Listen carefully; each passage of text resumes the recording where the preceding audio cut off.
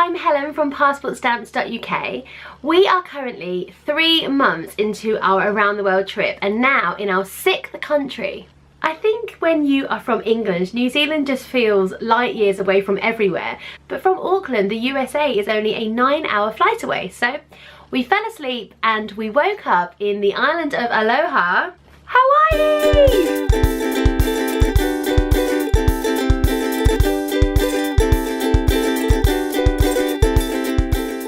Before arriving in Honolulu, we had spent 5 weeks eating, sleeping and living in a juicy camper van in New Zealand.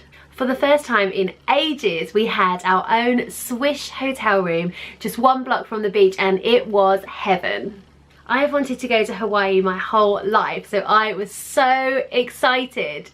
The first thing we did was take a dip in the perfect Pacific Ocean. The water temperature in Oahu is around 73 degrees all year round, so it is always perfect for swimming. Plus, if you're really lucky, you might even bump into one of the beautiful locals. Everybody is very excited because we're just sunbathing on the beach and a turtle literally swam past here. It's about that big, and he just like popped out about, I don't know, 10 feet in front of me, popped his head up, and then went back down. I've never seen a turtle this close to the shore before. Wow. I was absolutely beside myself to see turtles swimming wild in the sea just right next to us. I knew they were out there, I just wasn't expecting to see them so close to the beach, what with Waikiki being really busy and touristy and loud. It was unbelievable, but it turns out that these guys are super sociable. However, there are rules about interacting with the Hawaiian turtles.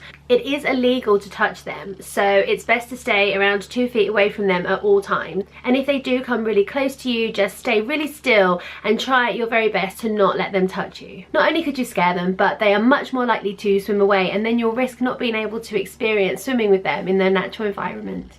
Surfing is of course the top thing to do here in Waikiki, with the strong, long lapping waves making it a surfer's paradise. To be honest, having never really surfed before, I didn't think I stood much of a chance, but this was my first time to Hawaii and I was making the most of every day. To maximise our chances, we booked a private lesson with Gone Surfing Hawaii. Our guide was called Trevor, the most un-surfer name I could think of. I have to admit, even though Trevor was helping me out a lot by dragging me and my board back out to sea, it was still one of the hardest workouts ever. But after an hour with Trevor, who has been surfing since he was like 9 or something, I actually managed to stand up on the board and ride waves back into the beach. It was hard work, but it was so much fun. Look at this, I have an actual injury. I have a... Look at that bad boy. Hang on. This makes me an official surfer now. Official surfer because I have an official surfer injury. And this happened when I kind of crashed into another surfer. So it was totally my fault. The rest of the time in Honolulu, we basically just hung around being touristy nerds, just enjoying the nightlife on Waikiki Beach and soaking up the sun. Obviously our first drink had to be... Oh my lord, that is strong. Do those. I wouldn't need many of them before I get drunk. We went a historical visit to the site of Pearl Harbor and the final resting place of the USS Arizona naval ship, which went down in the harbor along with 2,403 Americans during World War II. The site at Pearl Harbor is a mass grave, with most of the victims' bodies never being recovered. But the tour and the museum are fascinating and it's a significant place in the history of the USA. For the afternoon we had a slightly jollier tour in mind.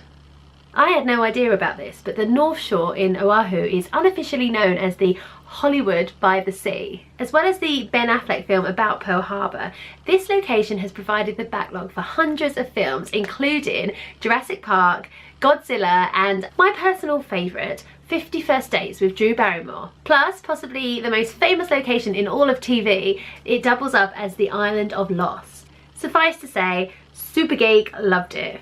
As it was our first time in Hawaii, we wanted to see as much as possible. So we booked a flight to island hop over to what they call the Big Island, Hawaii, the largest and most distinctive of all the Hawaiian islands. The Kilauea volcano, which sits in the centre of Volcanoes National Park, is the world's most active volcano. which is very exciting. I've never seen a volcano before, it's my first time.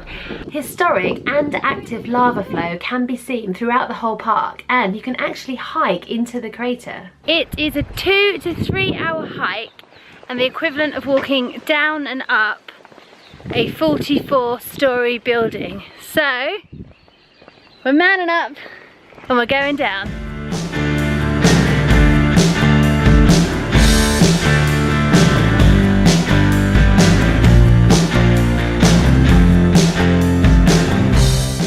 From far away it looks really smooth and flat, but it's actually quite hard to sit on. It's like kind of prickly as well on your legs, it's quite spiky. Hi! Hello. My hiking companion. We made it!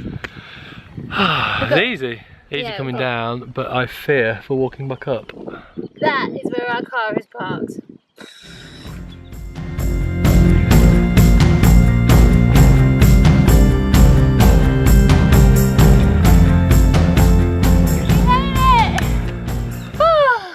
Of course, stay until after dark because that is when you get the best view of the volcanic inferno in action. The Big Island was a real eye-opener. Touristy Honolulu was exactly what I was expecting and I loved it. But the Big Island was actually stunning. From the black lava rock to the crazy plants and just the whole place. Uniquely beautiful and a little bit wild. I mean, you're casually wandering around an active volcano that could just erupt at any time. I mean, it's pretty reckless if you think about it. The rest of the time on the Big Island, we did exactly what you're supposed to do when you go on holiday to Hawaii. Hang out on the beach.